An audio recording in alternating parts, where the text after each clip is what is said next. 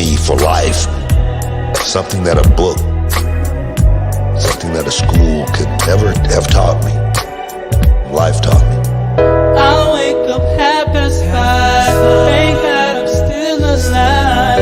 Start seeing flashing lights, I guess it's time to shine. It's time to start my day, first thing I do is pray.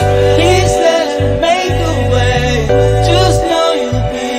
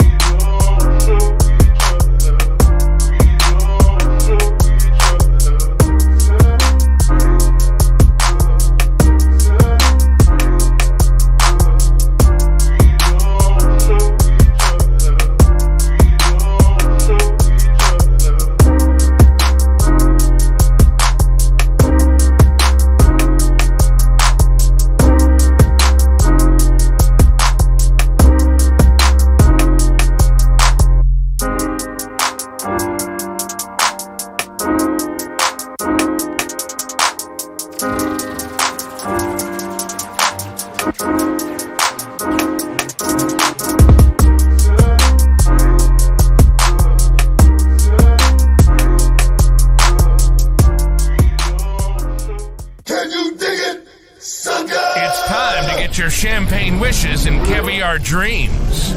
Welcome inside the Hall of Fame.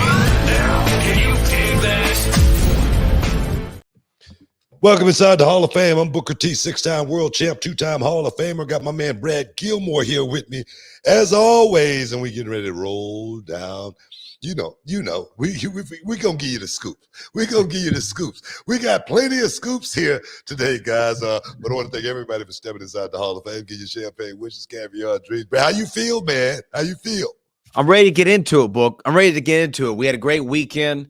I got to chop it up with you on Saturday for the road games. The road games were a big accomplishment from my perspective. Congratulations to everybody who competed. And you'll be able to see, the road games, I guess, here in the next couple months, perhaps, on this channel as things get ready. But I'm like you. We were talking before. I recovered from. I didn't compete in the road games, but my body told me that I did. My mind was competing in the road games. You know what I mean? Yeah. So I needed to take a little siesta yesterday. Yeah, my knees was hurting like crazy, just from standing up all day. I walking and back and forth. I'm like, man, I had to hit good thing my wife got this new machine here at the house, man. I put a little time in this morning. I feel much better, man. I feel much better after been on the machine for a little while. But no, man, it was a long day. It was a long day. But guys, get ready for something special. Road games is something special. It's not going to be the first time we're going to do this. We're going to be doing this many, many more times. And we do want you guys to be a part of the next road games. You hear about it, guys. Make sure you go to Reality of Wrestling and sign up and get down here and be a part of it. It's one day. One day we got it all filmed and shot in one day. So guys, next time you hear about the road games, come be a part of it. Females, all the ladies out there, next time you guys hear about the road games, make sure you sign up. We do need your representation to be a part of this special event. And speaking of special events, it's coming right up May the 11th. Reality Wrestling No Limits from the Walker, Texas Lawyer Arena. A couple big names already announced for that. You want to tell the people who they can expect to see? Yeah. From NXT, Lexus King, he's going to be making his first appearance at Reality of Wrestling going down on the 11th, as well as Top Dollar. I'm going to be making from Impact. They call it Impact. No, TNA. From TNA, right? TNA. I forgot they went back to the old name from TNA. Top Dollar, former WWE star as well. Going to be making his way inside the Walker, Texas Lawyer Arena as well. I just got a call from the Bollywood boys, man. They want to be there too. Bollywood boys say, man, I called them and I asked them if they wanted to be a part of it. They told me they had a booking, but the booking fell through, and they say, man, if we can get on, we love to get on. So if the Bollywood boys, we can get these guys a flight. I'm gonna see how much the flight is coming from Vancouver. If they right, we might get the Bollywood boys in as well. We'll see on that. Little international Vancouver. I don't know, man. It might be expensive ticket. Beautiful place, man. Beautiful place, man. Vancouver, one of the most beautiful places you're ever gonna go to in Canada, man. Got a chance to go Chinook fishing in Vancouver, What the hell man. does And that mean? what a beautiful place. Chinook, I think they live up to 100 years old. They're like a prehistoric fish. Grows up to be like, I don't know, huge. We actually hooked one on the trip, and it was so big. We were on, and then, like, little buoys, like little small boats. Uh, it was so big, it was pulling the boat. Whoa. That's how So strong how this much do fish these was. things weigh? I guess they can grow. They grow really big. I'm not sure of the weight limitation because they're not like really fat or anything. They're mostly long, you know. I'm But looking them up they're now. They're huge huge. fish. You look it up, Chinook. Look it They're up. huge You'll see. fish. I mean, Yeah. they look a little intimidating, They're if I'm menacing, being very honest. menacing fish. Yeah, very menacing. Yeah. If I'm being I honest, had look at such I this. had such a great time, man, in Vancouver. I recommend anybody, if they're looking for some vacation. Yeah, that's Chinook right there. Uh, I'm not playing with that. yeah, seriously. Mean monster fish. Anybody looking for some vacation time, Vancouver would definitely be the spot. I recommend it. Vancouver, Canada. Well, May 11th, again, no limits. Top dollar is going to be in the building. AJ Francis, obviously, and Lexus King. Lexus King Yeah. making his reality wrestling debut. Superstar Lexus King. He's a TV star. He's not just star. He's TV. He's superstar, TV star. He's all that. So I'm looking forward to getting Lexus King in. I spent a lot of time with Lexus in NXT, and he's a guy that I really feel like he's going to make that move to the next level just because he's sitting on a learning tree. He's smart. He's smart. The guys that's smart, they come and say, "Hey, Book, you mind, getting with me and going on?" Yeah, I got you. I got your back. Lexus King is one of those guys who definitely uh, is under the learning tree. Javon Evans, he's another kid. I don't know if you saw Javon Evans Yeah. take on Ilya Dragunov. Hell of a match by this young kid, young 19-year-old sensation. I want to get that kid in reality of wrestling just so he can show the reality of wrestling stars, man. This young OG, that's what they call him, the young OG. The young OG. You guys better step up your game, man. You better step up your game because the young OG might be coming to reality of wrestling soon. Yeah, he had a great, match there with Ilya Dragunov. Very athletic. Yeah, the guy's very He do athletic. Can anything. kind of do I anything. mean, he looks so smooth and so fluent, in his motions. It seems like it takes no effort for him to pull off some of those maneuvers that he does, and it's awkward at the same time. And Ilya Dragunov played his role very well, and they went out there and they had a hell of a match. Young kid got literally on the job training on last Tuesday night. He really did. Well, NXT, there was some big news that came out about NXT here just this morning. I know you've been doing a radio tour all morning, so you might not have. Man. I've been busy. I haven't seen anything. You might not have seen it, but it is official. June the 9th, 2024, NXT Battleground will be emanating from the UFC Apex in Las Vegas, Nevada. June 9th. June 9th. June the 9th. Damn it. I had a booking that day. Well, it just came out today. That came out this morning, yes. Man, I got to call my man and tell him I ain't going to be able to make it now. Damn it. That's another story. Well, that's another story. Yeah, but I'm looking forward to going to the Apex. Though. I'm looking forward to going to the Apex. Yeah. I'm looking forward to going to Vegas. I am looking forward to that. I'm just not looking forward to letting a friend down who I was supposed to be going to do some work for on June 9th. That's on a Sunday, right? That's on a Sunday. Yes, the day after our show, I believe. Okay. All right. Yeah, but this is kind of, it's groundbreaking for a few reasons. One of which, though, this is the first time we've seen really an official collaboration between the UFC and WWE. As well as I've been trying to get into the Apex for a minute. Yeah, you've been wanting to go to the Apex. Yeah, so remember we passed by it last time. That is right there. Hopefully, this could be something on a regular. Not just for NXT. We might just be taking some trips. You know what I mean? Fight nights. We need to cover all this stuff, man. We got to start covering all this stuff. So I'm looking forward to getting to the Apex and seeing exactly what I think it holds only 1,000 people or something like that. That's what I read too. I read 1,000 people, which is still going to be a decent crowd. Well, wrestling. The thing is, with the lighting and everything with WWE, they're going to bring in there and make that thing look really, really good. NXT looks great, so I can only imagine what it looked like, in there once they spice it up a little bit. They don't really spice the shows up for UFC. Guys just come out the back door, go straight to the ring. Yeah. They have, though, in recent, remember, Michael Venom Page came out like the Undertaker recently, right? Didn't he have the Undertaker like intro? That wasn't at the During, Apex though, right? it wasn't at the Apex, That's but what I'm I'm saying talking about. I'm talking UFC about will the dress Apex. it up. Apex, they don't. I mean, it's not that big in there, so I just feel you.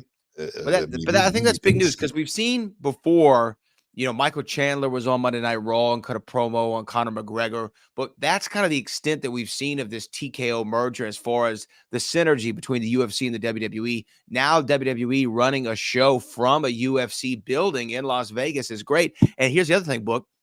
Look, people are chirping on the internet. The venue for WrestleMania is not solidified. And with every day that passes, Vegas becomes more and more of a real thing. And perhaps this is the first taste we're seeing of that. I don't know. Oh no, But man! You Big just Khan seem like said, you look like you grasping at straws. Seem like you just trying to no, make up something. It seem like you just trying to no, wheel something into look, existence. I'm just saying that's what it sounds like to me. I mean, we're doing an NXT show now. Next thing you know, we're doing WrestleMania. I knew. Look here, I know it's some chirping out there. It's some chirping out we'll there that, talk about it. that Vegas is in the running for WrestleMania 41. I've heard it. I've heard it. I mean, I've heard the noise. We'll see if it happens. Me personally, you think I'm gonna be opposed to it? I would love Hell it. no. I'm not going to be opposed to it. I mean, Vegas Mania. I think Come that'd on, be man. one thing about Vegas. People want to come to Vegas anyway. You know what I mean? People want to, that's not from the States. Just say, for instance, they want to get to Vegas, and giving them a reason to come to Vegas. Oh my God, man, that city would be blown. Is it enough room in Vegas? Oh, for there's enough WrestleMania? room. That's the There's question. enough room. That's the question right there. Is it enough room in Vegas for WrestleMania?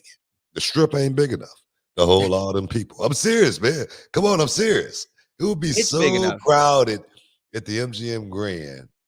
Just the Grand would be so crowded for that weekend. It would be nuts. Can you imagine? Can you imagine how much money would be made in Vegas? How much revenue that would bring to the city? Oh my God, man. It would be nuts. They might have to have a 3-day event and make Mania 3 days instead of 2 days. Hey guys, stick around. We gotta take a quick break. You in the Hall of Fame. We got a whole lot to talk about. We'll be back in a minute. Can you dig it, sucker?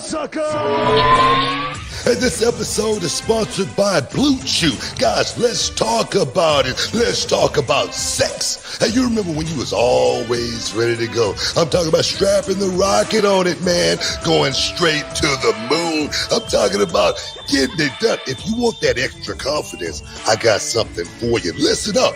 BlueChew.com. Blue Chew is a unique online service that delivers the same active ingredients as Viagra, Cialis, Levitra, but in a chewable tablet at the fraction of the cost. But the great thing, Book, is you can take it any time, day or night, so you can plan ahead or be ready whenever an opportunity arises. The process is simple. You sign up at BlueChew.com, consult with one of their licensed medical providers, and once you're approved, you'll receive your prescription within days. The best part, guys, it's all done online on the internet. So there's no doctor's visit, no awkward conversations, no waiting in line at a pharmacy or any of that. And the thing is, Book, Blue Chew's tablets, they're made right here in the USA and prepared and shipped direct to your door in a discreet package, so no one is the wiser.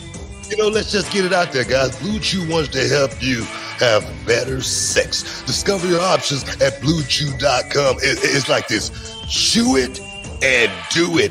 And we've got a special deal for our listeners. Try Blue Chew absolutely free when you use promo code Booker at your checkout. Just pay $5 for shipping, man. That's BlueChew.com. Use promo code Booker to receive your first month absolutely free. Visit BlueChew.com for more details and important safety information. And, we want to thank Blue Chew for sponsoring the Hall of Fame podcast. Chew it and do it.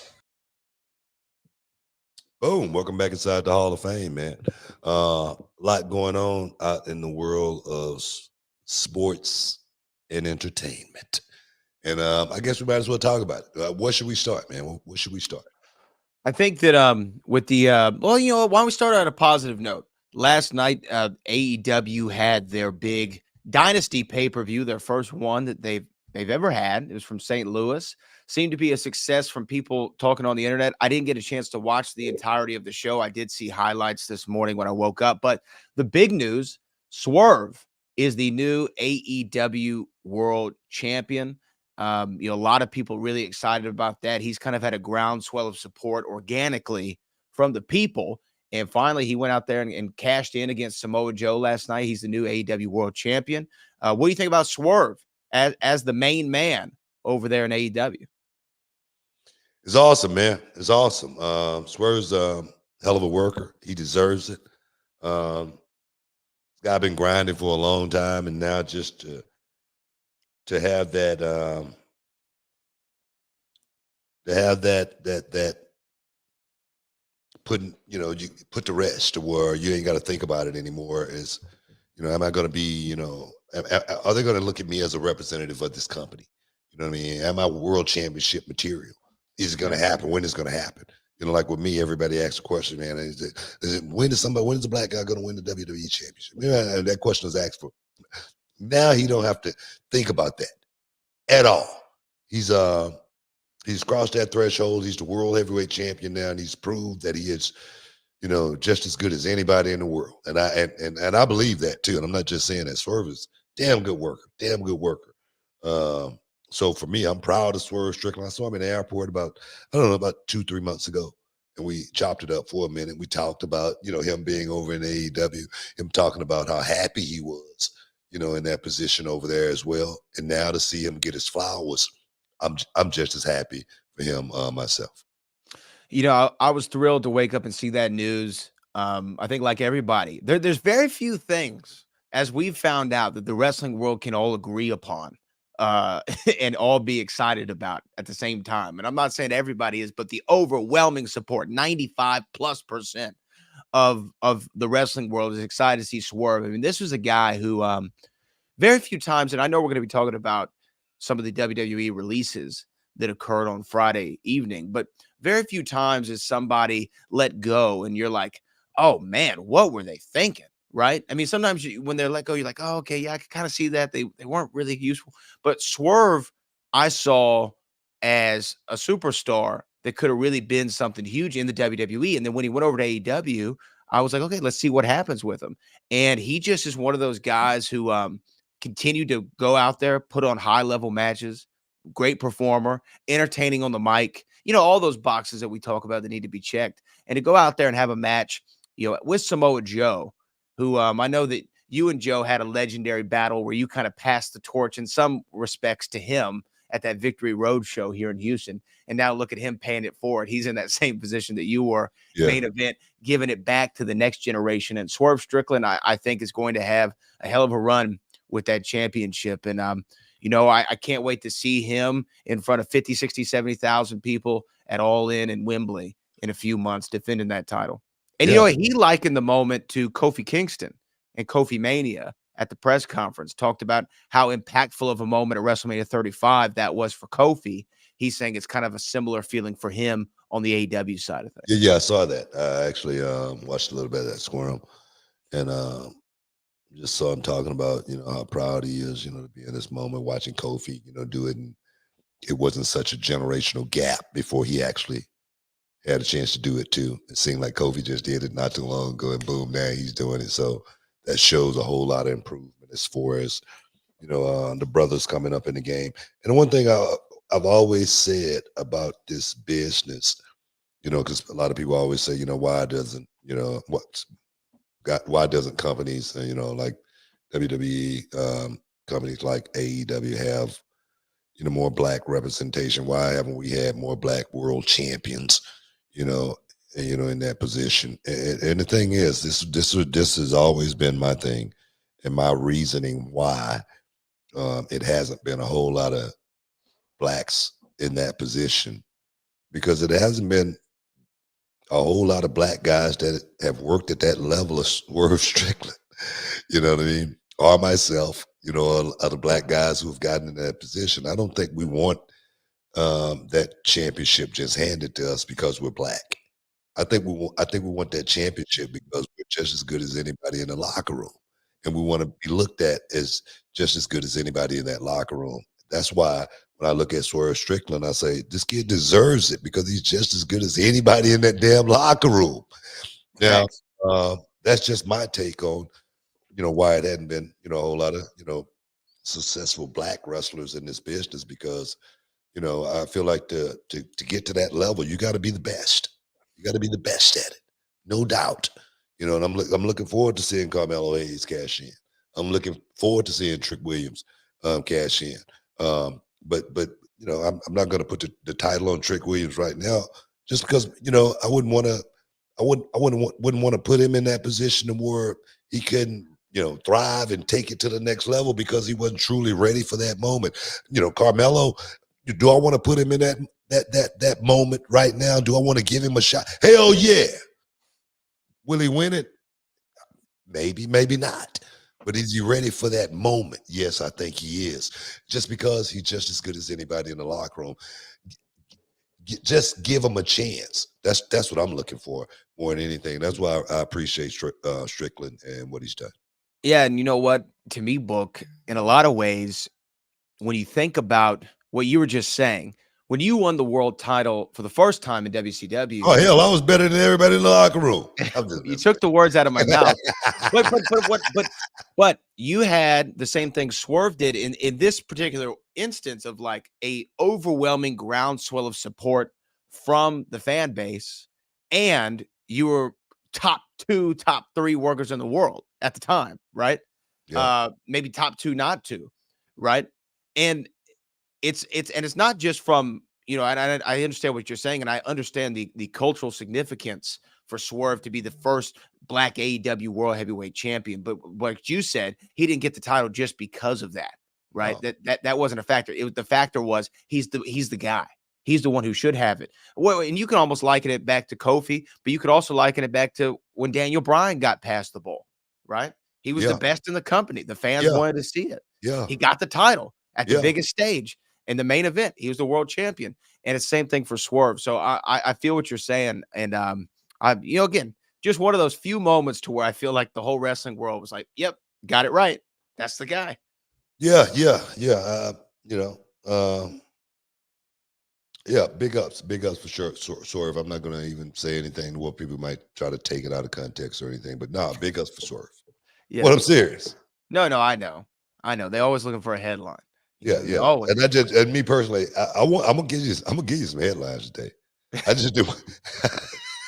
I just didn't want to do it, in that moment right there, because I don't want to take nothing away from Swerve.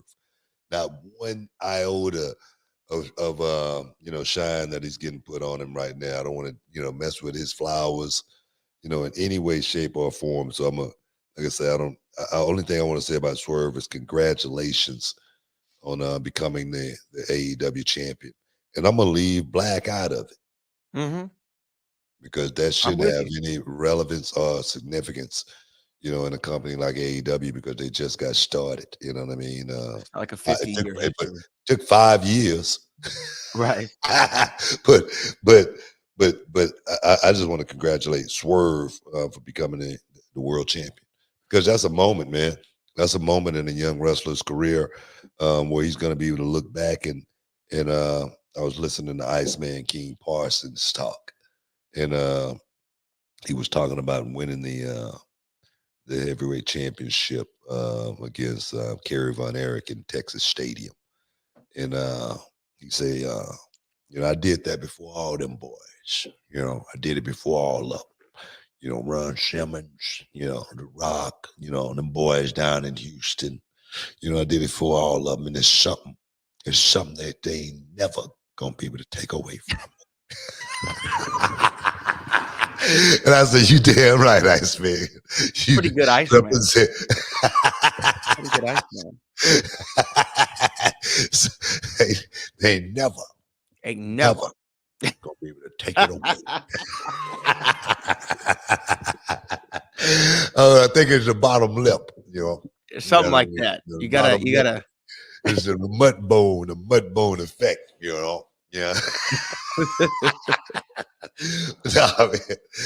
But big ups to Swerve, man. We gotta take another break, man. You inside the Hall of Fame with Brad Gilman. Brad Gilmore, Booker T. Stick around. We'll be back in a minute.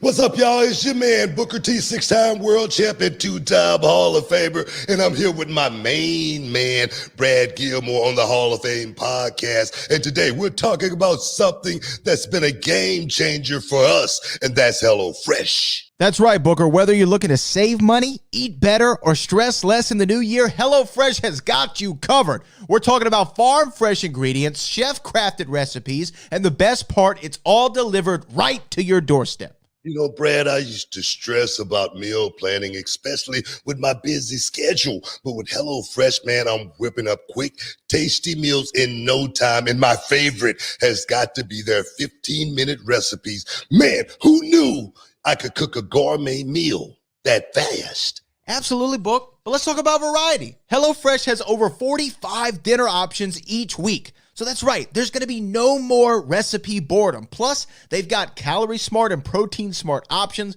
perfect for keeping those New Year's resolutions in check. And you know, Brad, as a family man, I'm sitting down for dinner with my crew, and it's important. HelloFresh, quick and easy meals have made that reality. Even on the busiest nights, it's just convenient. It's bringing the family together. And don't forget, breakfast fans, HelloFresh is hooking you up, the listeners of the Hall of Fame podcast, with free breakfast for life. That's right, a free breakfast item with every delivery. Now, that's a sweet deal to wake up to. Y'all heard it here first. Go to HelloFresh.com/BookerFree and use the code, man, BookerFree, to get your free breakfast for life. Remember, one breakfast item per box while your subscription is active. Oh yeah, man. That's HelloFresh.com/BookerFree with the code BookerFree. Don't miss out on America's #1 meal kit. Join us in making cooking fun, easy, and absolutely delicioso. It's HelloFresh. You got it. Oh yeah. Can you dig it, sucker? It's time to get your champagne wishes and caviar dreams. Welcome inside the Hall of Fame. Now, can you dig that? Boom. Welcome back inside the Hall of Fame, man. We just chopping it up. You all right, Doc? You all right? Oh, yeah. Sometimes I just look at, Twitter during the break, and I'm like, is there anything happening in real time that we can talk about? What's happening out there? Oh, I don't know. Your old cohort Goldberg didn't have the nicest things to say about AEW in a new interview. I guess he was asked, would you join the AEW roster? And he said, I talked to Tony Khan a number of times throughout the past, but this is where you're going to get the most blunt answer you're going to get from me. The product is too cheesy. The product's way too cheesy. It doesn't deserve to have, whatever. Now you're going to get me really going. But if there's a comparable, viable option as a competitor that would allow me to still look myself in the mirror after I was a member of their roster, then yeah, it would be a consideration. But AEW, not a chance. Hey, Goldberg man. saying no to the AEW. There were a lot of rumors, actually, like I think this time last year about Goldberg potentially going to AEW. Goldberg would not fit in AEW. That's just me. What's he going to do over there? I mean, it's nothing. That's what I mean. It's nothing for him to do there, but just beat up guys. You just have to beat up. He have to beat up the whole roster. I mean, he's not getting pinned by anyone. That's not going to happen. Goldberg, Jack Perry. Book it. I like that. Book it. Book it. You know what I mean? Yeah, no, I just don't see him as a fit over there. I just don't see. It's just not a fit for me. No, he's out of place. It's like Wardlow's out of place over there. Wardlow is a little out of place. Wardlow's a little bit more. Everybody else on the roster, and you see Wardlow, you go, wait a minute, what this guy come from, and why he's not the champion? It feels like you know what I mean, right? Am I right on that? No, I agree. I'm serious. I mean, I'm not, not hating on anybody or anything like that, but I'm just saying, when you put Wardlow in the picture and you look, you got, a lot of these other guys, you go, man, who's this guy? Why isn't he not, top dog here? Wait a minute, he got beat by who? Well, and the thing is, I don't know if the AEW fan base would want to see Goldberg. Like, it's just that, like, to me, not that he doesn't have an appeal to wrestling fans. That's not what I'm saying. But just like that, it just doesn't seem like an audience. Last night at the pay-per-view, they were chanting at Chris Jericho to retire. So if they don't want to see Jericho, which is like an AEW guy, if they don't want to see Jericho, why would they want to see Goldberg? Wow, You know what I mean? wow. That audience, man. That audience is fickle. They can love Very. you, and they can love you and hate you, and boom, like that. I mean, do you remember? Not even a year ago, everybody in unison was singing that Judas song, Yeah. and it was the biggest thing in the. I don't know. Has Chris changed his persona? Is he a heel now? Is he a babyface or what? You know, he's kind of goes. I think he's technically a heel. I think right now. I don't know. Maybe that's it. When he was doing the song, everybody was babyface, right? Mm-hmm. And everybody was, he was doing the angle with who was it? MJF. Was it MJF or Sammy? And he had Sammy Guevara with him too, right? Yeah. He's had a few things going on. Yeah. So it had a vibe to it, and everybody was singing it, and everybody seemed like they was off into Chris Jericho. And you telling me just a couple of nights ago they was telling him to retire. Yeah. Wow. Now, Jericho did win the FTW championship against Hook. Perhaps they wanted to see Hook. What is retain. the FTW title? It's not a real title. I mean, from my understanding, the lineage of the belt goes back to Taz, which is, Taz. Hook is Taz's kid. Yeah. But it came from ECW times, and I think it was just kind of like the $1 Million Championship, or like what does FTW mean? F the world. Okay. F the It's world. like So the it's it's like the BMF. like the BMF. Okay. Right. All right. Okay. Now here's something. Here's something I want to get your reaction to. You know what Jericho's calling himself though? And by the way, let me say this about Jericho. Without Chris Jericho, there wouldn't be an AEW. I think that's pretty well known, right? I mean, without Jericho, I think it would still be AEW. without Jericho, no. Without Jericho, the Bucks, and Cody, there's no AEW. I think you can't put them all together. I think. Yes, you can. I think one without all the other. I think we still have AEW. I think you got the Young Bucks, you got Cody. I think we got AEW. I think you got Young Bucks and Chris Jericho without Cody. I think we got AEW. I think if we got no Cody, no Chris Jericho, and just the Young Bucks, we got AEW. Definitely not. Definitely not. I really do. And the reason why is because of Tony Khan. Tony Khan got more of a connection with the Young Bucks in this generation than he does with the latter. That's just my opinion. Okay. Go ahead. But what I was going to ask you is, you know what Jericho's calling himself now? The Pain Maker? No. Lionheart? No. What? The Learning Tree. That reminds me of you. Set under the Learning Tree. I mean, yeah. It's a good gimmick. I mean, I like it. It's a good gimmick. I like it. I mean, he's a guy of wisdom and knowledge. You know what I think? When I think about it, though, Jericho Goldberg might be the only match that you could make for Bill. I mean, it would be, but it's many years past. Anybody really wanted to see that? Yeah, I agree. I mean, there again, let me put the asterisk by that. I could be wrong. Booker don't want any smoke from anybody right now. All right. What? I agree. I agree with you. I just don't know. For let me ask you this about Goldberg. I mean, to me, someone who had the stature and the prominence of Bill Goldberg, I feel like, unless it's some big, one-off production show, kind of like Ric Flair's thing, which I don't see Bill doing. I mean, to me, it's like a WWE or nothing, right? No, you know what? No. I take that back. It might be since you just said that, coming off what you said, it could be a great one-off for Bill Goldberg if he was doing it like in Wembley in front of 70,000 people, and he wanted to have that last match, and he pull a Lenny Poffo. He bring the guy that he want to work with. He do that. He do pull a Sid Vicious, like when he came down to the Global Wrestling Federation and worked me and my brother. He brought a buddy of his who wasn't even in the business. We worked. He got a chance to look at us, see what we had. Next thing you know, we got. So I mean, something like that. Because you know this. Tony Khan will pay a grip for that.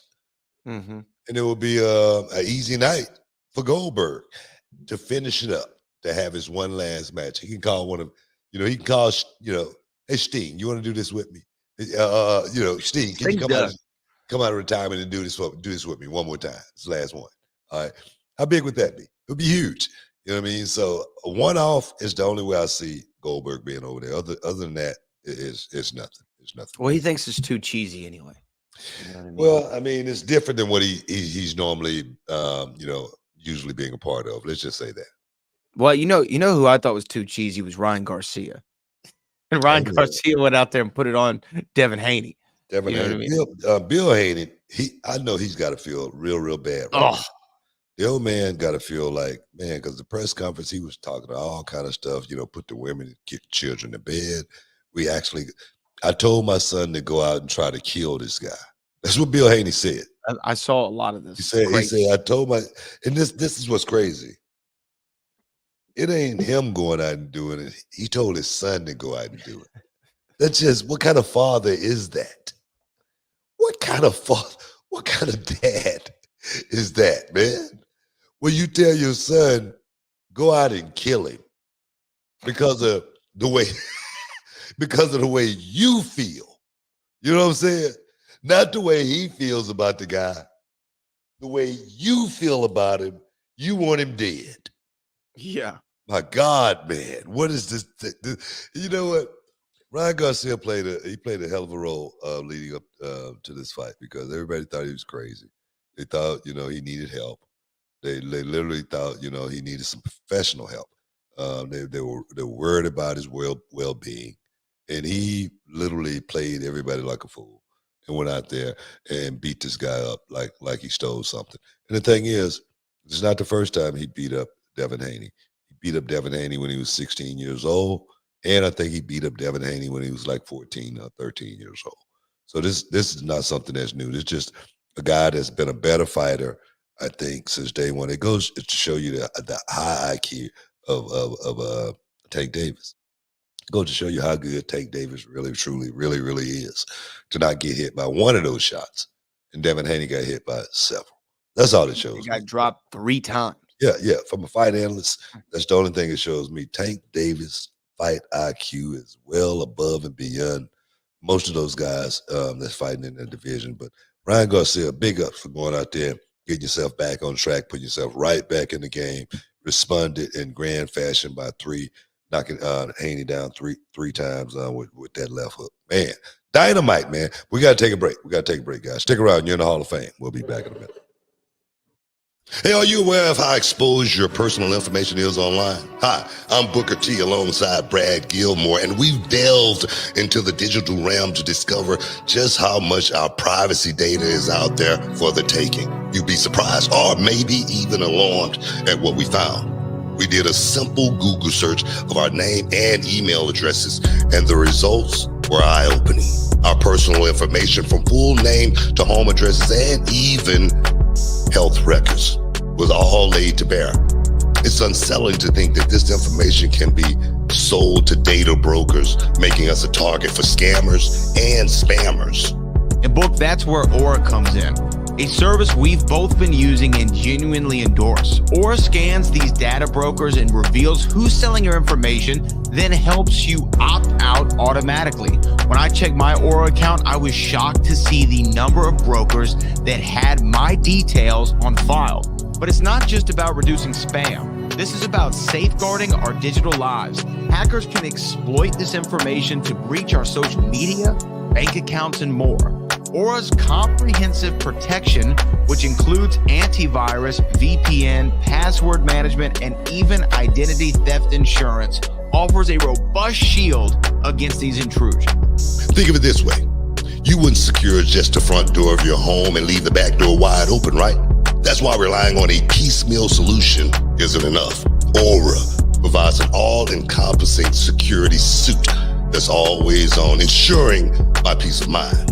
We're not just talking about protection, we're talking about convenience. All of these features come in one package, easy to set up without the hassle of juggling multiple apps.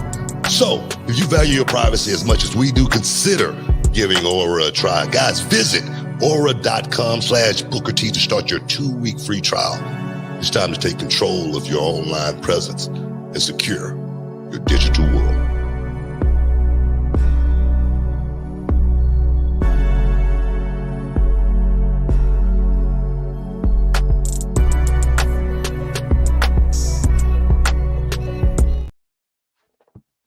Boom, welcome back inside the Hall of Fame, man. Just talking about that boy Ryan Garcia. Just beat up on Devin Haney. Walked away with a, you know what? The decision was whack also. Why you say that? I mean, because one judge said it was a draw. How stupid is that? I mean, Paola. I get you. Somebody's on. I mean, to me, yeah, but I mean, you gotta get knocked somebody's down. got to be on payroll. I to get do knocked that. down 3 times. That's 3 10-8 rounds right there. All right. So you telling me that's all he did in the fight? Just knocked this guy down. I mean, after he knocked him down, the guy was weary. I mean, he was concussed. He was fighting the guy that was concussed. You telling me the guy that was concussed, who got hit in the head and the brain like jelly just all over the place, actually tied with the guy who did all that right there boggles my mind when we have judges like this judging these fights, man. But Ryan Garcia, there again, big ups for going out there and taking care of your business. I never really thought Devin Haney was that great of a fighter anyway. I really did. I really thought Vasily Lomachenko was robbed when he fought him. Okay? Vasily Lomachenko beat the hell out of Devin Haney. I don't know what the judges was watching. I don't know if they was on something or what. There again. I don't know. I mean, I'm looking at the scorecard too. I mean, the judge, Max DeLuca is his name, who scored the fight. Who's been Did judging have it forever. 112 to 112. He had 3 10-8 rounds notated down. Now there was one point deducted in the 7th round for Ryan Garcia, but that's still, I don't see how you can math that unless he just looked at a different fight than everybody else. Perhaps it's possible. Yeah. I don't Perhaps know. it's possible. Let me not make assumptions, but geez, man, I don't see how you can do that a draw. No, I don't see it. I don't see how you can make that a draw either. But thank God for the other 2 judges who got it right, because I know this fight game is it's crooked. It's a crooked game. And if they could have done anything to hell on the Devin Haney's, just that record, they would have did it. I mean, if this fight would have been remotely close, we would have had some shenanigans. But thank God that didn't happen, and Ryan Garcia got the win, and as well as he should have. I can't wait to get back out to Vegas, going down May 4th. Canelo Alvarez against Jaime Munguia. Oh yes, man. I'm gonna tell you right now, it's gonna be like a mariachi out there going crazy. You know what I'm saying? The people, it's gonna be nuts, man. It's gonna be kind of like that Pacquiao fight where it was in my ear all night, man. Bing, bing, bing, bing, bing, bing, bing, bing, bing, bing. It's gonna be a bunch of that going on. I cannot wait. Cinco de Mayo is going down. Canelo versus Munguia. Oh yes. Well, BT, we're going to be talking a lot of boxing here coming up in the next couple weeks. Obviously, being there live in Las Vegas is going to be something to witness in person. But I wanted to ask you, sometimes after WrestleMania, unfortunately, there are a few people who get cut from the WWE roster. I know we recently had some AEW cuts, and today the cuts continued, as well as from last week. Some of the big names: Veer and Sangha, Zia Lee, Jinder Mahal, and this today they released Von Wagner. Wait a minute, Von's gone. Von Wagner, according to SEScoops.com, has been released. And who? I mean, some of these, like, to me, huh? Just Von. Vaughn, just Vaughn so far from what we know. But I mean, let me ask you, to me, Jinder Mahal, this former WWE champion, most recently, we saw him on Monday Night Raw challenging for the World Heavyweight Championship a couple weeks before that, doing a tussle with The Rock on the microphone. Um, what they had with Indashir, I thought was something special, and you could really make something out of that tag team. It was kind of a throwback act, but in a lot of ways, it was of its era. What do you think about Jinder and the rest of that little group getting let go? Well, I like the hell out of Veer and Sangha, man. There was Awesome. I hated when they left NXT. I really wanted those. I really needed those guys in NXT for a little bit longer. But I know Veer had been there for a while, so they just couldn't keep him in NXT forever. Um, Veer had that. I don't know. He had something. He had like a star quality about him, but it was hard to get the real work out of him. I understand that too. Veer was like a throwback wrestler Yes. back, like back in the day where he didn't have to do a whole lot and he still could get over. It's kind of like Right. an Iron Sheik, even though the Iron Sheik had a bigger repertoire, um, a bigger move set than someone like Veer. Um, but I hate to see those guys go, man. Sangha, monster, man, monster. Um, but there again, wrestling has changed. You know what I mean? Guys like Veer and Sangha, we don't see a whole lot of them, these days in wrestling. Kind of like, well, we see a few, not as many, like the Viking Raiders or whatever. Um, Jinder Mahal, man, Jinder's, he's had his ups and downs, man. It's not the first time Jinder's been let go. No. Right? He's been let go before he went out there. He reinvented himself and made his way back. And I thought we was seeing the best version of Gender that we had seen. Gender was always about the controversy more than his wrestling. I think the way people looked at the modern day Maharaja, I think was his stick, his gimmick, his game. And I'm gonna be sad to not see Gender as a part of the company, but that's just part of life, man. You go from one job to another one. When one door closed, another one should open. So hopefully, doors are open for all of these guys. Yeah, and to me, I've always been a big proponent of Jinder Mahal. I thought that that's a solid. He's solid. In my opinion, everything he does is solid. I've always liked him, whether he's on the mic, whether he's a manager, whether he's doing a promo, whether he's in the ring. His run as WWE champion, to me, I enjoyed. I liked that they took the chance on him too and try to catapult somebody into that main event spot. He had a main event look, big guy, deceptively big. Honestly, if you see Jinder in person, he's a tall guy. He's a big guy. Oh yeah. And to me, that always plays in this business. So I hate to see him go as well. I would love to see him at reality wrestling. Can I throw that Oh, out I'm there? sure. I'm sure he'll make an appearance. I mean, at reality wrestling. I'm sure of I'd that. love to see him in reality wrestling. The Yeah. last time he was at reality wrestling was Summer Champions 1. We're coming up on Summer Champions 10. Yeah. Would love to have an appearance from Jinder. Just throwing it out there. Gender, if you 90 hear, hey, look here, your 90 days will be up by then. He'll be done. Come Be on, done. man. Go in. Come on back. Yeah. The other person, Xia Li, I really like Xia Li. I thought she had a cool gimmick, cool entrance, great in-ring worker. This is the first female superstar from China. So she, you always talk about Booker having a country behind you. Oh yeah. Very marketable, very beautiful girl. I mean, to me, her work was great. I thought that this was one where, I think under the last regime, she had the kind of some start and stop kind of pushes there for a little while, trying to figure out what to do with her exactly.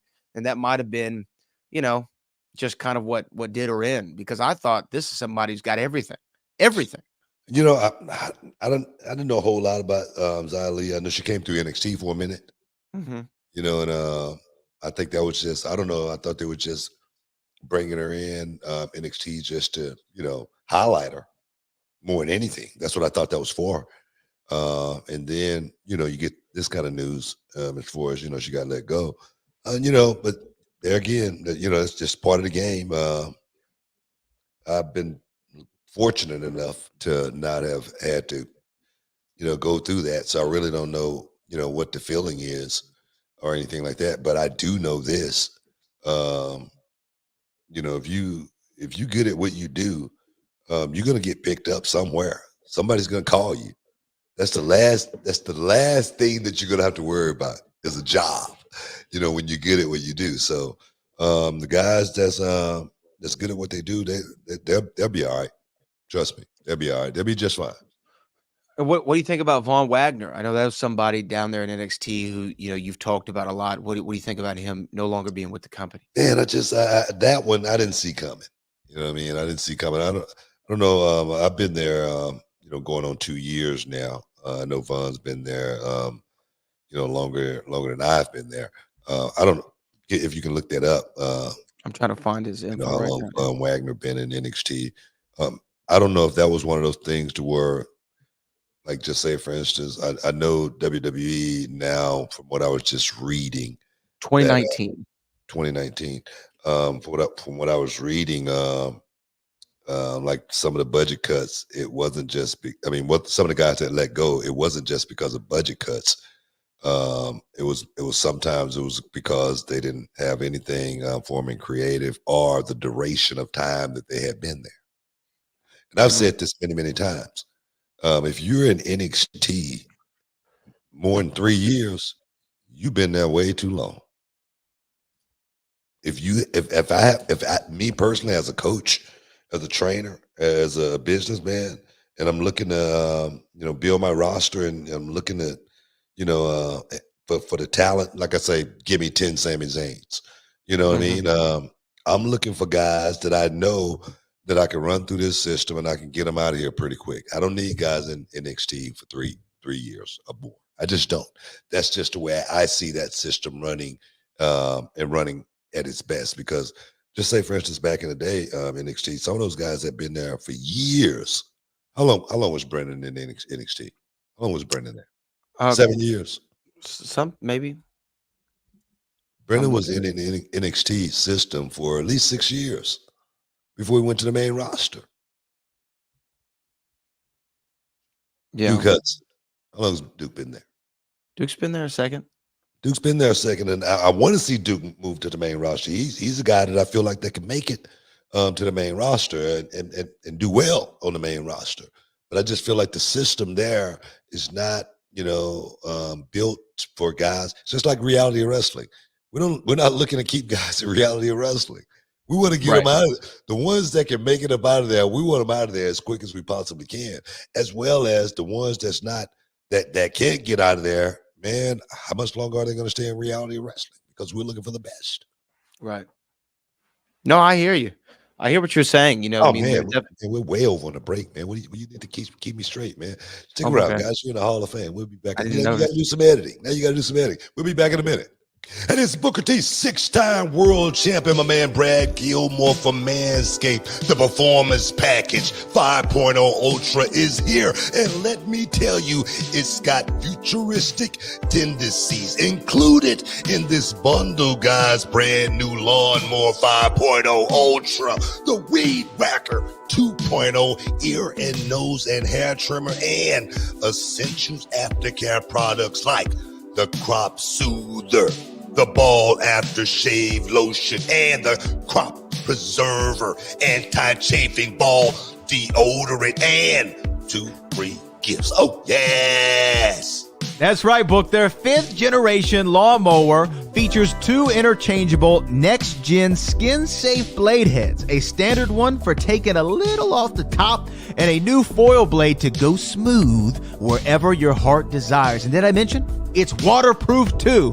Manscaped, they did us a favor, Book. All the listeners of the Hall of Fame, and they threw in 2 free gifts: the Boxers 2.0 and the Shed 2.0 toiletry bag. Resolutions may come and go, but a well-groomed you is here to stay with Manscaped's latest and greatest. Yeah, and start the new year off right, because when you look good, you feel good. Manscaped help you sculpt the best version of yourself for the year ahead.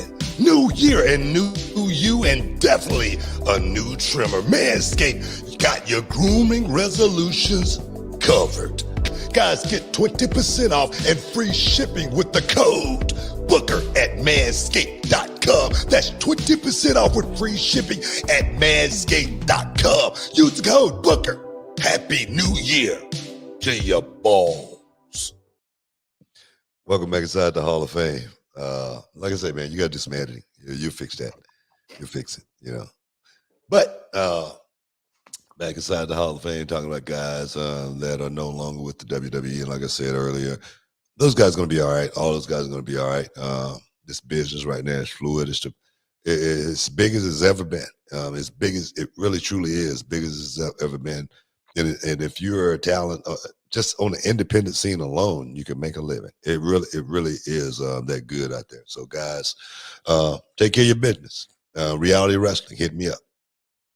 Yes, of course. Hit us up. You know, it's interesting you say that because to me, if you can be an addition to a roster and help that company bring in extra dinero, there's always a spot for you, right? And that was what the Undertaker was on his show, 6 Feet Under, or Mark Calloway, I guess I should say. I don't know what to call him. It's 6 Feet Under with Mark Calloway, but he's the Undertaker. I don't know what to say. What do you call him? Yeah. You call him Mark, I'm sure. Do you call him Take? Yeah. Call him Take? Anyway, Yeah. Undertaker's on his show. They were talking about, you know, just people adding value to a roster. And then they got into a conversation about how there was a rumor back in the day people were brought in to WWE sometimes just to make them look a certain way or things like that. And Taker was talking about how ridiculous that is. And if you're a great worker and you can bring money in to the business, you're obviously valuable. Let me play the clip and I want to hear your reaction. You bring people in to make your product better. If you can make money, you can draw money. Yeah. Look at Booker T. Yeah. I mean, he came from, he came from WCW and, you look at his WWE resume, it's pretty damn impressive. Yeah.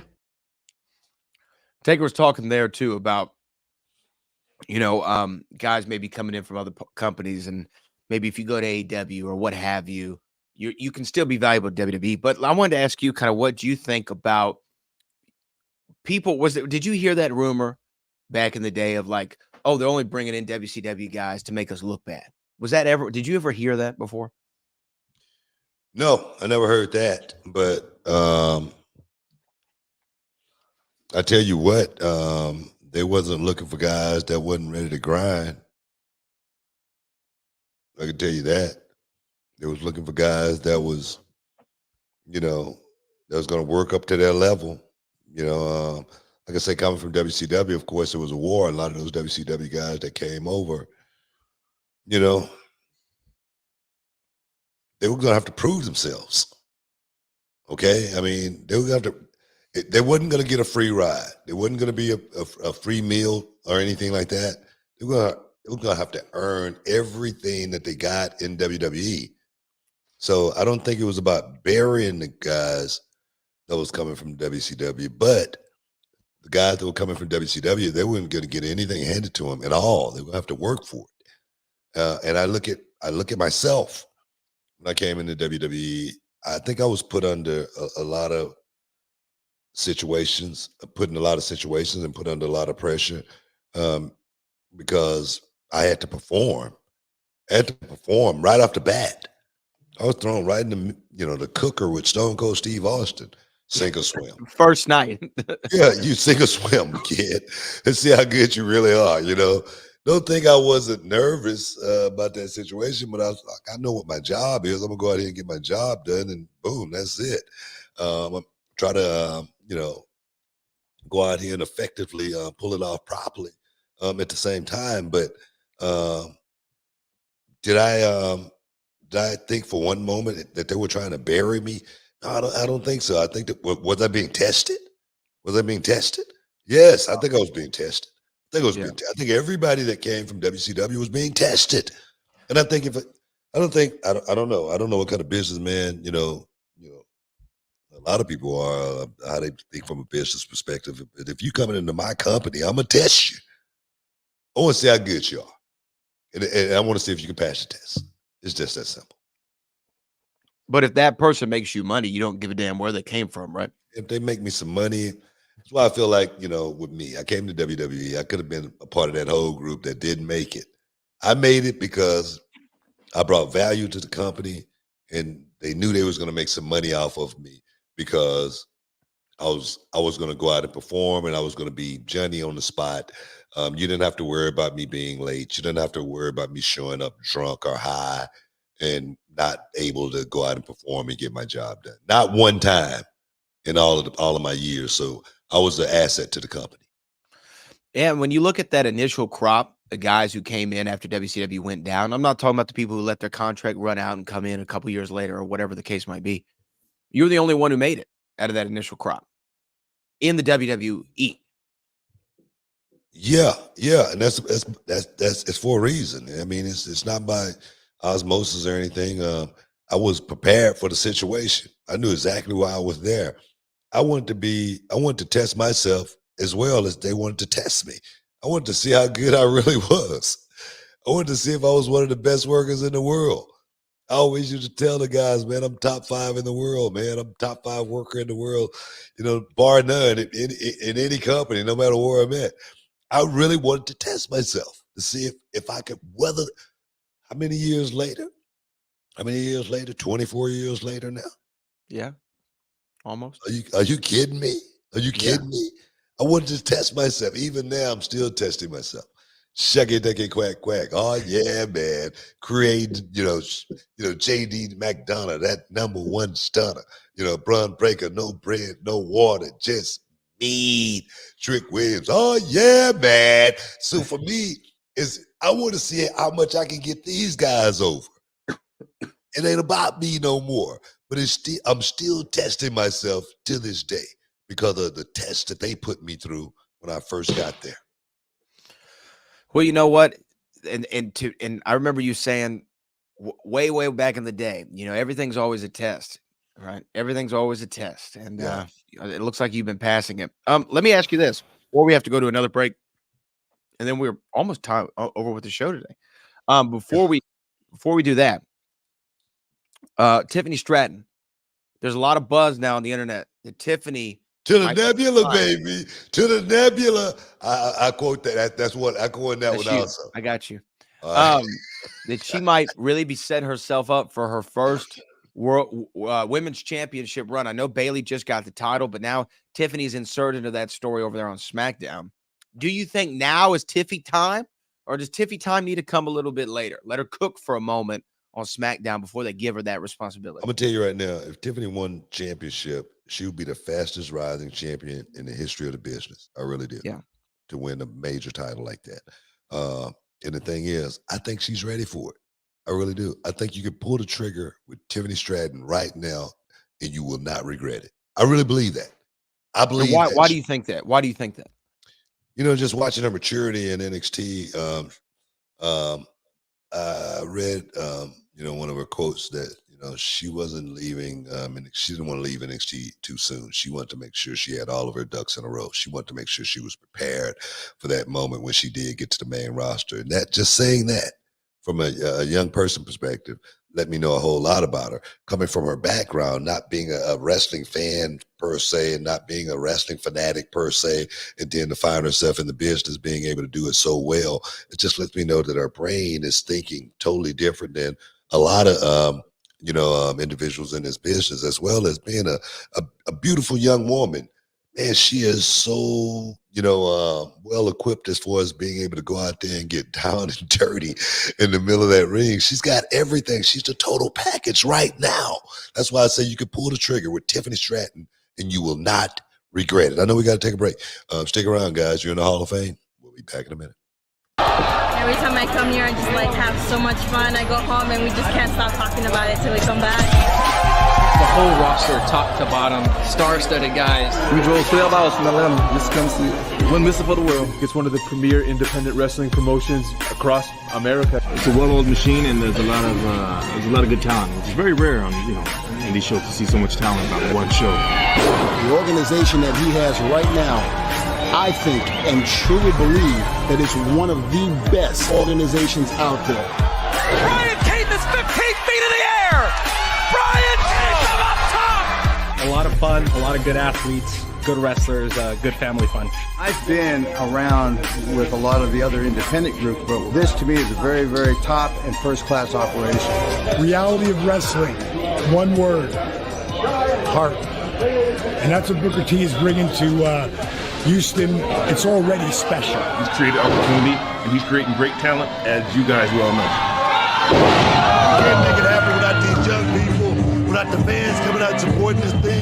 This is the flagship of Texas wrestling. This is the beginning of something big. It ain't gonna stop. It's the best damn promotion in the country right now. The best independent promotion in the country. The best talent, the best coach and teacher that there ever was. And this is where it's at right here in the reality of wrestling. Believe that. Oh my goodness! A Davidson driver! It's very professional. It's a very good production. Booker's doing it right. I really enjoyed being a part of it. Oh, what a rush! The future of wrestling is reality of wrestling. That's the reality of the situation. I'm Roddy Piper, and you're watching Reality of Wrestling. Be there, be square, babe.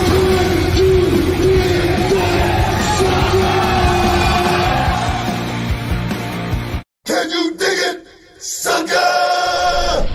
You are listening to the Hall of Fame. Here's Booker T and Brad Gilmore.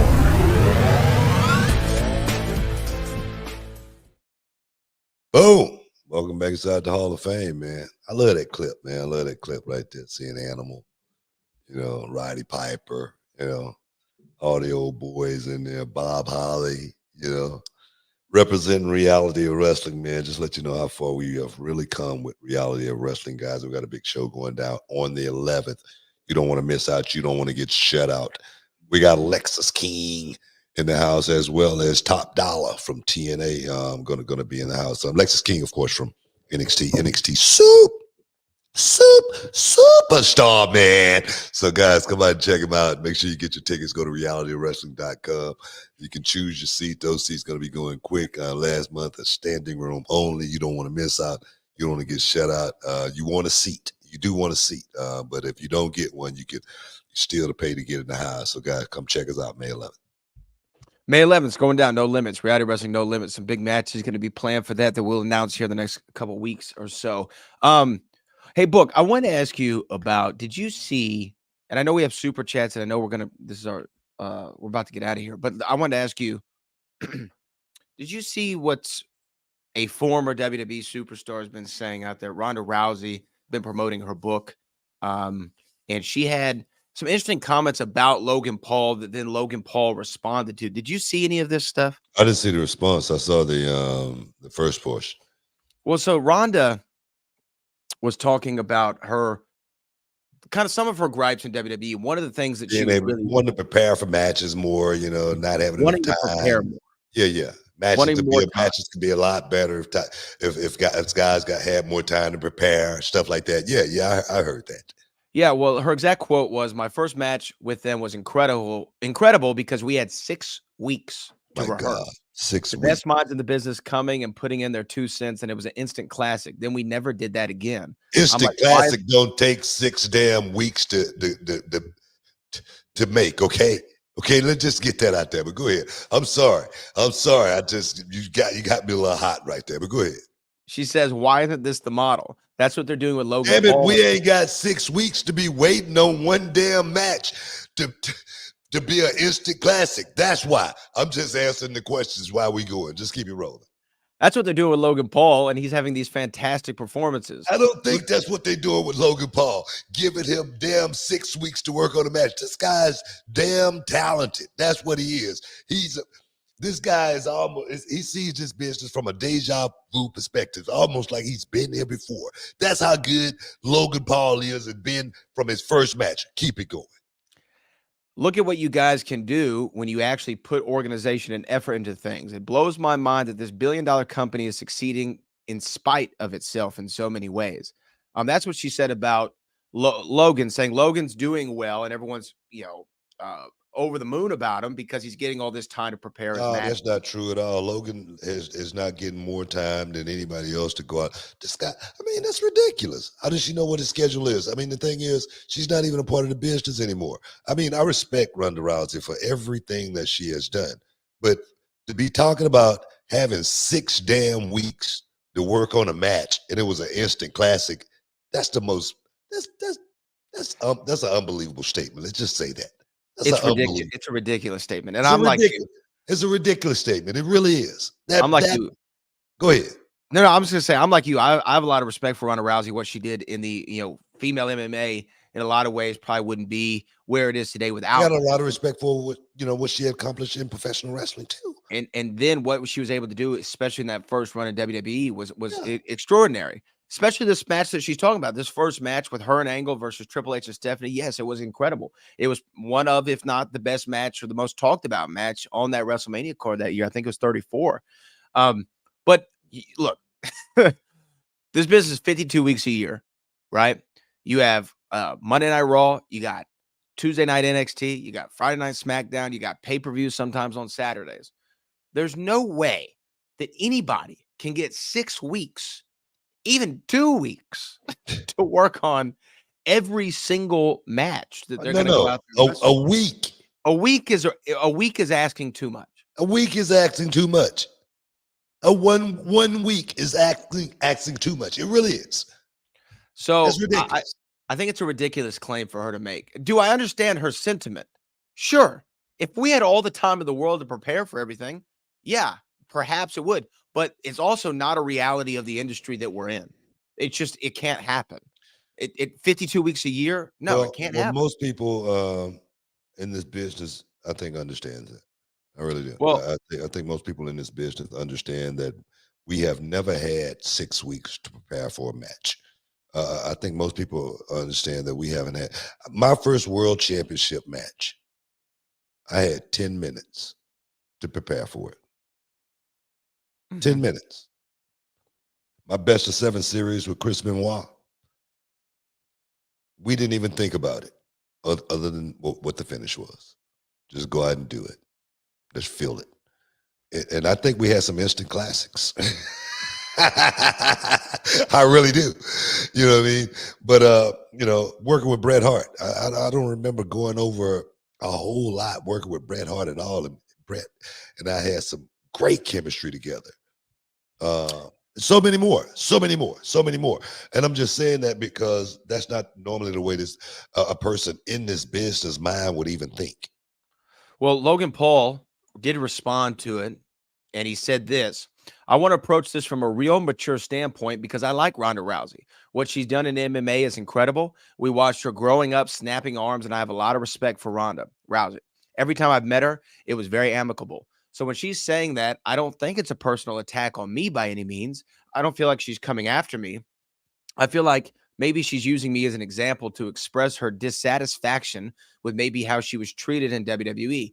But I can't speak to that because I don't know how she was treated. I don't think she's a hater. I think she might be unhappy with how her run went in WWE, but I don't really know anything about it. All I know is how hard I work and the facilities and the time I've been given to make my matches as best as possible. Because I think WWE recognizes that when I put in a good match, which will happen every single time I perform, the outcome and the reaction of the fans is immense. It fills the audience. I think I've proven my value both in and out of the ring, on the mic, wrestling. The impressions that I'm delivering to the company are second to none. So he's bigging himself up there, and not taking. It's true though. I mean, he's not just bigging himself up. He's done a hell of a job. Oh, he's been a guy who has zero prior wrestling experience and coming straight into WWE and doing very, very well. I give that dude a big props. But you could tell he's got a lot of natural ability. Mm-hmm. You could tell his thoughts coincide with professional wrestling, just because it's all about going out there and being able to tell stories. And this guy seems to sell very well. He seems to go out and show up very well as far as getting his offense in. He actually looked like he's been a part of the business for quite some time. He doesn't look like he's out of place. No, not one bit. Now, mind you, he's been in there with some really good workers. Sure. And that right there is totally part of his success. I must say that as well. Let me say this about Ronda though, because I'm like you. I think her first run was excellent. She took some time off. She, settled down, had a child, which congratulations again to her for that. Then came back And she honestly wasn't met with the same gravity, maybe, and pomp and circumstance, perhaps from the audience. Because I remember that first run of Ronda, we were excited for every match. We're like, oh my gosh, this is one of the biggest stars in the history of sports, especially from a female perspective, coming into our crazy world of wrestling, and she's doing a hell of a job. And then she came back, and I'll be honest with you, I don't know if it was from her heart maybe wasn't in it. The company and her didn't see eye to eye on things. The company didn't treat her the same. I don't know. I'm like Logan. I don't know. But she didn't have the same impact in that second run. And she just kind of seemed like another person on the card. If I'm being honest, this is just from my perspective. And maybe that left a bad taste in her mouth. I don't know. Well, they seem like they tried to do something with it. They put her with Shayna Baszler. They put the tag team titles on them. Didn't they? Didn't they do that? No, but did she feel as big as she did the first run? No. I mean, but what I'm saying is, this business, you're not on top all the time. Right. And if you're not from this business, you may not know that. You might feel like, being in the tag team pictures is belittling you. You might. I'm not saying that's what she felt, but I'm just saying, not coming from this world and not having that star treatment all the time, I think that could affect the way that taste you having in your mouth about this situation and what's going on. You don't think that has a lot to do with? No, I agree with you. I really do. I think the way you are treated sometimes determine how you feel about a place that at the same time is it great? Is it good? Man, I don't know about this. It could be one of those type of deals. I'm serious. I know we got to take a break, man. We got to take a break. Stick around. You're in the Hall of Fame. We'll be back in a minute. Let me tell you something, Cowboys. Trick Williams has never been outnumbered. Look at me, I'm 6'4", 235. Got 8 ass, 3 chains, 2 women, and 2 people kick you up and down the ring. You Cowboys better do the math. Those stats do not lie.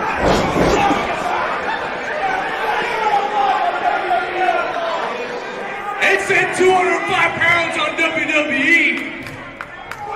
I don't believe it. And you, dressed in your leather, and your bedazzles, and your white shoes. You do not. And all the way.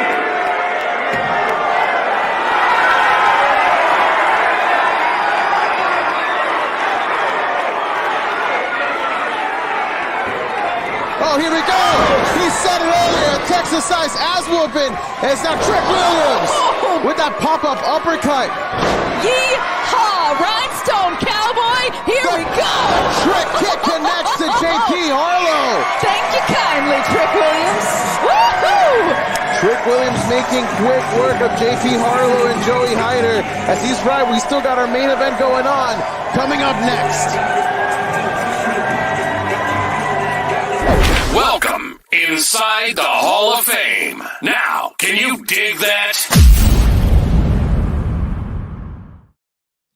Boom, we got a speed round with these super chats, man. Let's get the super chats in, bro. All right, we just have a couple today, but okay. This one comes from Big Breezo. Casual boxing fan, who are some boxers that y'all like? Who do you like, Book? Who's in your fave 5 of the boxing world? Oh man, fave 5 of the boxing world. It's kind of crazy, man. The boxing world right now is kind of all over the place. Heavyweight. I like Anthony Joshua. He's definitely one of my guys who I really think that should be in the big picture, but he's kind of falling off here and there and whatnot. But after his last fight, I think he's back in action. Of course, Tank Davis. One of the guys I really like watching. I like Teofimo Lopez. As well as that kid Benavidez. Benavidez is a monster. And Crawford, that dude right there, Terrence Crawford, is definitely the truth. He is the truth. Spence, I wish I could throw him in that picture, but Crawford beat the brakes off him. So he put him back at the back of the line for right now. But yeah, that might be my 5 right now. I like Spence still. I I like like Spence Spence. still. I didn't say I didn't like him. I just say he ain't in the 5. He's not in the 5. Yeah, I feel you on that. He can't be in the 5, but just because you take one good ass whooping doesn't mean like He didn't you're just take a good done. ass whooping, bro. He took a thrashing. He got his ass kicked. He did, yeah. But I still like Errol. Yeah, I like Crawford's it. just that good. Crawford's You know what I that mean? good. Yeah, and Tank There's Davis. probably no other man in the world who could do that to Errol Spence. Yeah, you could be you perhaps could be right. Yeah. Perhaps. We see what that man can do and coming back from what he came from. I always got a lot of love from him. Obviously, yeah, I'm with you. Terrence Bud Crawford is high up there for me. I like Anthony Joshua. I'm not in love with him, but I like Anthony Joshua. I just Tank had to throw a Davis. heavyweight in there. I had to throw a heavyweight. Yeah, no, I feel you. Tank Davis definitely is just sensational. He's just supreme. He's on another level. Let's see who else could we throw out there who we haven't talked about in a while. I don't know. Can we give still some love for the Alabama native? Can we give love to Deontay Wilder just one time? No. Deontay. Can't give any love to Bro, Deontay. he's falling out. He's falling all the way off, man. He's not even like, you know what? I knew I always liked Deontay Wilder. I'm not gonna sit here and say anything bad about him or anything like that. But he's never really been that star that he, wanted to be. He never rose to become that number one guy in boxing. And I remember I saw him at the NFL, when they were doing the Radio Row here. Radio Row. And I got a chance to, I didn't meet him, but he walked through. Deontay Wilder walked through Radio Row. And nobody didn't even look back or say, hey, what's that? No one was excited to see Deontay Wilder. And I go, man, can you imagine if that was Muhammad Ali walking through here right now? Everybody would be going crazy. Everybody that was doing Radio Row would stop what they're doing. It's like when he was in Detroit and he was walking down the aisle and I got Brian James, the road dog, in the real chin lock. Crowd's going crazy. It's Muhammad Ali walking down the aisle. I tell Brian James, just stay right there. It's Muhammad Ali walking down the aisle. And Brian said, turn me around so I can see him. We the boys. We working, we performing, we had to stop, freeze to watch the champ. It's never been like that with Deontay. He's always been just another guy. Well, we have Austin Heckett-Swiler just sending some love, and then he follows up and says, does reality wrestling still train referees? Yeah, man. Yeah, most definitely. Come on down to reality wrestling if you want to be a referee. We'll definitely, get you in the system. Yeah, and we were just talking about referees a couple weeks ago of just what goes into making a good ref, and there's so many small. I think my respect level for the referee side of the business has gone up immensely in the last decade of just how intricate they can be and how they can make or break a moment and how they can help emphasize things and make things feel bigger and really an integral part of the dance, if you will, right? I mean, they're the beat in a lot of ways. Yeah, I feel that way. I wouldn't disagree with you. So, but those are our super chats for the day. But this bit of news just came in. Did you know they're remaking The Naked Gun? Do you know this? Were you a Naked Gun fan? Well, we know O.J. Simpson won't be in it. Well, OJ's not going to make this one. OJ's not making this one. This is messed up. It's messed up. I mean, but not really. I mean, it's true. He won't make this one. No, he won't make this one. It's true. I mean, there's nothing actually messed up about it. It's facts. But they're remaking it. Now, get this trio of people who are going to be in this because it's tied to wrestling. This is why I'm bringing it up. Here's the trio of stars who are rumored to be in the new Naked Gun movie. Liam Neeson is going to lead it. Okay, he's been an action guy, not so much comedy, but action. Liam Neeson. I can see him doing that. All right. Pamela Anderson. Hadn't seen Pam in a minute. Pam's trying to make a comeback. Pamela Anderson. And then the third try to that trinity, the American Nightmare, Cody Rhodes, is rumored to be joining the cast. Okay. All right. What do you think of that? Hey, man. Let's see how it play out. Cody getting his first big shot. Man, it's all coming up Cody lately, isn't it? Hey, man. Everything is. I like it. I like it a lot. I like it a lot. Well, anyway, that's what we got. I just want to we'll let that little bit out there. I mean, Cody Rhodes, but here's the thing. Normally, when a guy's got to shoot a movie, they're off TV for a few weeks. Yeah, it He's might the just be a WWE spot, champion. though. It might not. He may not be shooting a movie. He might just have a spot. Like a little cameo. Yeah. Yeah, That maybe won't he take plays a long. heavy or something. Yeah, that won't take long. You know what I mean? He Yeah. goes straight from TV, go do that, go straight back to TV. Because right now he can't take time off. No. It's the hottest he's ever been. Yeah. It's the hottest he's ever been. Yeah. You know what I mean? He can't take. I mean, but like I said, I don't think I wouldn't imagine Cody would have a starring role or anything in the Naked Gun, but to have a cameo here and there, maybe two, maybe at the most, get me in, get me out, pay me, bang, set me up for the next one. Yeah. Yeah, I like it. We'll see. We'll see what happens. But that's all I got today, Book. That's all we got today. That's all we got. Get out of here. That's all we got, man. We got to get up out of here, man. I want to thank everybody for stepping inside the Hall of Fame. Get your champagne, which you're bubbly, and caviar dreams, man. And we appreciate you guys, man. And Brad, all the heavy lifting. We appreciate you. Until next time, we peace. We love you, and we out.